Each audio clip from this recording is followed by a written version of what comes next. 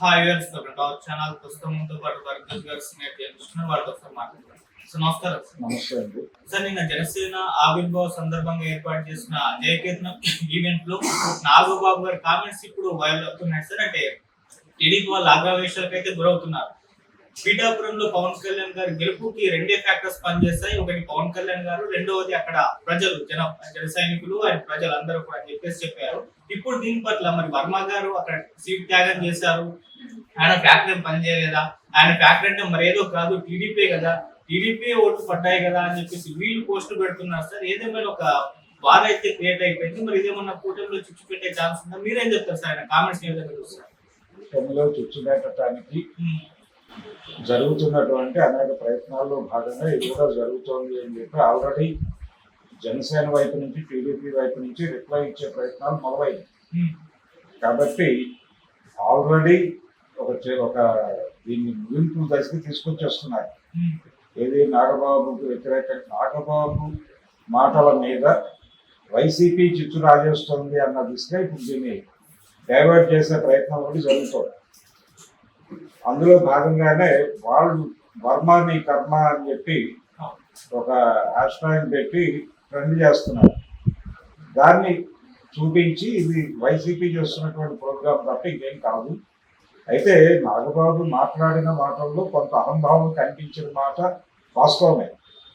అంటే పవన్ కళ్యాణ్ ప్రభావం, అలాగే ప్రజల్లో ఉన్నటువంటి వ్యతిరేకత, ప్రజలు అతన్ని ఒక రకంగా జగన్కి వ్యతిరేకంగా నిలబడినటువంటి ఒక సమర యోధుడిగా చూశారు. ఆ గుర్తింపే అతన్ని గెలిపించింది అనేది, అంటే ఛాంపియన్గా చూశారు ప్రజలు అతన్ని, అందుకని గెలిపించారు అన్న ధోరణిలో మాట్లాడారు. ఇది అంటే రకరకాల ఫ్యాక్టర్స్ అక్కడ వర్మ గురించి ప్రస్తావించుంటే బాగుండేది. ఎందుకంటే వర్మ ఆల్రెడీ ఎమ్మెల్సీ కూడా ఇవ్వనటువంటి ఒక పరిస్థితి నడుస్తోంది, చర్చ ఉంది. భవిష్యత్ ఏమిటి అనేటువంటి చర్చ నడుస్తోంది. ఆల్రెడీ మన కాకినాడలో జరిగినటువంటి ఒక సభలో ఆయన మాట్లాడారు. ఆ మాట్లాడే సమయంలో చంద్రబాబు గారు నన్ను ఎలా వినియోగించుకోవాలో అలా వినియోగించుకుంటారు, ఇవన్నీ మాట్లాడారు. ఈ ధోరణి నడుస్తుండగానే ఇక్కడ ఈ సభ జరగడం పిఠాపురంలో, పైగా పిఠాపురంలో తను గెలవడానికి సంబంధించి అన్ని ఏర్పాట్లు చేసుకుని ఉన్నాడు. ఆ సమయానికి వర్మ చేసుకున్న తర్వాత త్యాగం చేయాల్సి రావడం అనేది నిజంగానే బాధాకరం. తను అన్ని విధాలుగా ఇన్వెస్ట్ చేశాడు. తన అంటే కేవలం డబ్బు రూపంలోనే కాదు, అతను దాదాపు 5 ఏళ్ల నుంచి అక్కడ సర్వీస్ మోటోతో పనిచేస్తున్నాడు జనం. ఈ పని చేయడం ద్వారా ఆల్టర్నేటివ్గా తనే కనిపించే పరిస్థితి కల్పించాడు. తీసుకొచ్చిన తర్వాత తీరా ఇదంతా తీసుకొచ్చి వాళ్ళ చేతుల్లో పెట్టాల్సి వచ్చింది అనేటువంటి ఒక పెయిన్ అతను తొలి దశలో వ్యక్తం చేశాడు. కానీ దాన్ని పక్కన పెట్టి, లేదు కూటమి స్పిరిట్ని కాపాడుకోవడం అనేది ప్రధానం ఇప్పుడు, కాబట్టి నువ్వు త్యాగరాజు అయిపోవాల్సిందే అన్నారు వాళ్ళు. అయిపోయాడు. అయితే ఆ మేరకు తనకు ఏదైనా ప్రాధాన్యత లభిస్తుంది అనుకున్నాడు. కానీ అది కూడా ఎక్కడ ఏ పోస్ట్లోని వర్మ ప్రస్తావన వస్తుంది, కానీ ప్రతి సందర్భంలోనూ ఆయన్ని పక్కన పెడుతూనే ఉన్నారు. ప్రాధాన్యతలను గుర్తించి అధిష్టానం నాకు సముచితమైన గౌరవాన్ని ఇస్తుందని ఇప్పటికే నమ్ముతున్నాను అని అన్నాడు కాకినాడ సభలో. ఈ టైంలో ఈ సభలో ఆయన ప్రస్తావన లేకపోవడం అనేది కొంత ఇబ్బందికరం. నిజానికి ఈ సభకి వాళ్ళు బయట నుంచి కూడా కొంతమందిని ఇన్వైట్ చేశారు. ఏది జనసేన పార్టీ, తన పార్టీ వాళ్ళు కాని వాళ్ళని కూడా కొంతమంది జనరల్ ఇంటలెక్చువల్స్ కొంతమందిని పిలిచారు. హైదరాబాద్ నుంచి ఒక ప్రొఫెసర్ ఒక ఆయన వెళ్ళాడు. ఇలా పిలిచినప్పుడు ఈ అకౌంట్లోనే వర్మన్ కూడా డాష్ మీద నుంచోబెట్టాల్సింది. పెట్టుంటే ఇలాంటి రఫింగ్ సిగ్నల్స్ వెళ్ళుండేవి కాదు. అలాగే కూటమి స్పిరిట్ని నిలబెడుతూ సౌహార్ద సందేశాలు ఇస్తూ తెలుగుదేశం నుంచి ఒకరిని, అలాగే బీజేపీ నుంచి ఒకరిని కూడా వేదిక మీద నిలబెట్టి వారితో మాట్లాడించుంటే ఇంకా బాగుండేది. అంటే పార్టీ ఆవిర్భావ సభ జనసేనదే అయినప్పటికీ ప్రస్తుతం వాళ్ళు రాజకీయాలలో ఇంకో 2 పార్టీలతో మిత్రులుగా ఉన్నారు.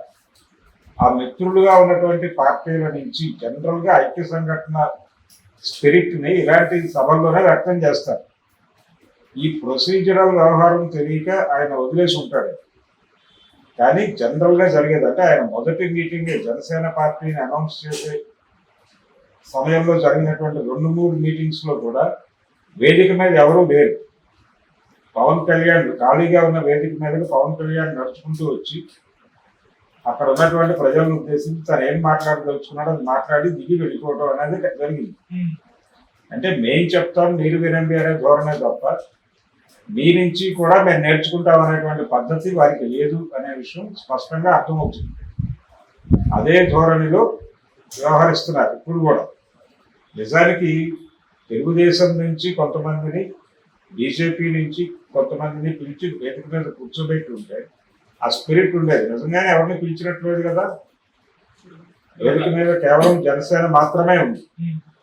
అట్నుంచి కూడా వాళ్ళు సందేశాలు ఇవ్వాలి కదా. జనసేన పార్టీ అభ్యున్నతి కోరుకుంటూ మేమందరం కలిసి ప్రయాణిస్తున్నాం, ఒకే అభిప్రాయాలు కలిగిన వాళ్ళం కాబట్టి జనసేన ఆవిర్భావం నుంచి పవన్ కళ్యాణ్ చేసినటువంటి కృషి వీటిని అభినందిస్తూ వాళ్ళ దగ్గర నుంచి సందేశాలు ఉండాలి కదా. ఆ సందేశాల జాడ ఎక్కడా కనపడలేదు ఈ వేదిక మీద. ట్వీట్ చేశారు, అలాగే ఆయన కూడా వాటికి రిప్లై ఇచ్చాడు వేదిక మీద నుంచి. చంద్రబాబు నాయుడు గారితో కలిసి పనిచేయటం అనేది తనకు చాలా ఆనందం కలిగిస్తోందని, అలాగే చంద్రబాబుకి కృతజ్ఞతలు చెప్పాడు, అలాగే లోకేష్కి కూడా కృతజ్ఞతలు చెప్పాడు వేదిక మీద నుంచి పవన్ కళ్యాణ్. కానీ అది మాత్రమే సరిపోతుందా? వాళ్ళు కూడా వేదిక మీదకి వచ్చి ఒక సందేశం వినిపించుంటే బాగుండేది కదా. ఎవరైనా సరే కనీసం వర్మని పిలిచి అతనితో తెలుగుదేశం పార్టీ సందేశం వినిపించుంటే ఈ స్పిరిట్ జనంలోకి వెళ్ళేది, ఈ రకమైనటువంటి విమర్శలు వచ్చి ఉండేవి కాదు. గతంలో జరిగింది ఇలాగే.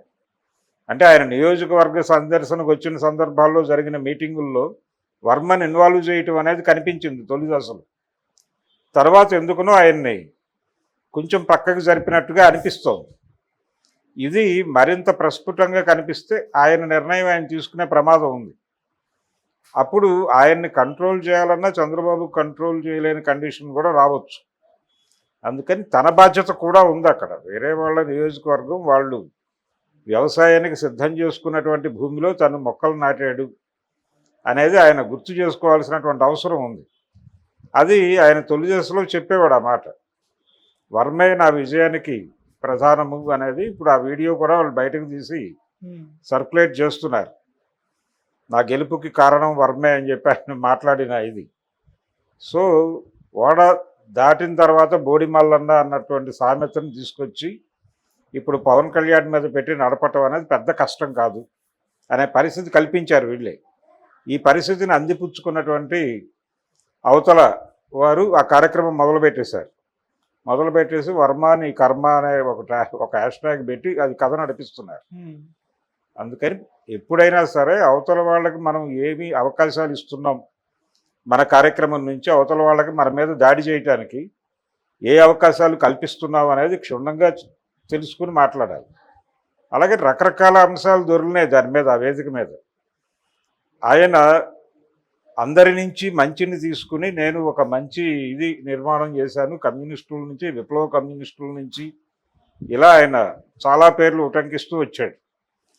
చేగువేరా నుంచి మొదలుపెట్టి చంద్రబాబు నాయుడు వరకు. చేగువేరా టు చంద్రబాబు నాయుడు అన్న పద్ధతిలో, అంటే ఒక రకంగా చంద్రబాబు నాయుడు కూడా కాదు, చేగువేరా టు నరేంద్ర మోడీ అనేటువంటి జర్నీ.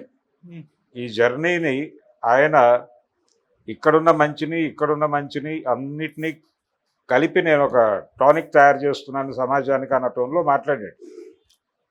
దేన్ని కాదనకూడదు కాబట్టి నేను అందరితోనూ ప్రయాణించాను, అందరి దగ్గర ఉన్నటువంటి మంచిని తీసుకున్నాను, నాలో ఆ మంచితనాన్ని ప్రతిఫలింపజేస్తున్నాను, ఇలా మాట్లాడాడు ఆయన. అంటే తన్ని తాను పెంచుకునే ప్రయత్నం చాలా బలంగా చేశాడు. ఆంధ్రప్రదేశ్ రాజకీయాల్లో వేదిక మీద సిద్ధాంతం మాట్లాడగలిగినటువంటి వాడిని నేను ఒక్కడనే అనే విషయం కూడా ప్రపంచానికి చెప్పే ప్రయత్నం చేశాడు పవన్ కళ్యాణ్. ఆయన ఒక రాజకీయ తత్వవేత్త అనే విషయాన్ని ప్రమోట్ చేయడానికి మిగిలిన వక్తలందరూ సాయశక్తులా కృషి చేశారు. నాదెండ్ల మనోహర్ తప్ప మిగిలిన వాళ్ళందరూ ఆ పని చేసిన వాళ్ళే, నాగబాబుతో సహా. నాగబాబు అయితే మా కుటుంబంలో ఒక దైవ సాక్షాత్కారం పొందాం మేము పవన్ కళ్యాణ్ పుట్టుక తర్వాత అన్నట్టుగా ఆయన బిహేవ్ చేశాడు వేదిక మీద. ఇది టోటల్గా జరిగినటువంటి వ్యవహారం. ఇది అయితే ఒకటి ఇది కూటమిని ఏదో చీల్చేస్తుంది, దీంతో వాళ్ళు ఏదో ఇదైపోతారని అనుకోవడానికి ఆస్కారం లేదు. ఎందుకంటే కూటమిని నడిపిస్తోంది జనసేన కాదు, తెలుగుదేశము కాదు. ఇవన్నీ కూడా ఆటలో భాగం. వీటన్నిటినీ నడిపిస్తున్నటువంటి సూత్రధారి ఢిల్లీలో ఉన్నాడు. భారతీయ జనతా పార్టీ ఆఫీస్ నుంచి జరుగుతుంది ఏదైనా నిర్ణయం, కూటమి ఉండాలా ఓడాలా అనేది. వాళ్ళు చంద్రబాబు నాయుడికి ప్రత్యామ్నాయం కావాలి వచ్చే ఎన్నికల్లో అనుకుంటే చంద్రబాబు నాయుడు సీన్లో ఉండడు. పవన్ కళ్యాణ్ మీద కాన్ఫిడెన్స్ ఉంటే జగన్ ఉండడు. కాబట్టి ప్రతి ఒక్కరూ ప్రస్తుతానికి అవసరం వాళ్ళకి. ఎవరి మీద పూర్తి కాన్ఫిడెన్స్ లేదు వాళ్ళకి. జగన్మోహన్ రెడ్డి మీద కాన్ఫిడెన్స్ లేదు, అలాగే పవన్ కళ్యాణ్ మీద లేదు, చంద్రబాబు మీద లేదు. ముగ్గురిని అలా ఉంచారు అంతే. వాళ్ళ నుంచి ఇండికేషన్ లేకుండా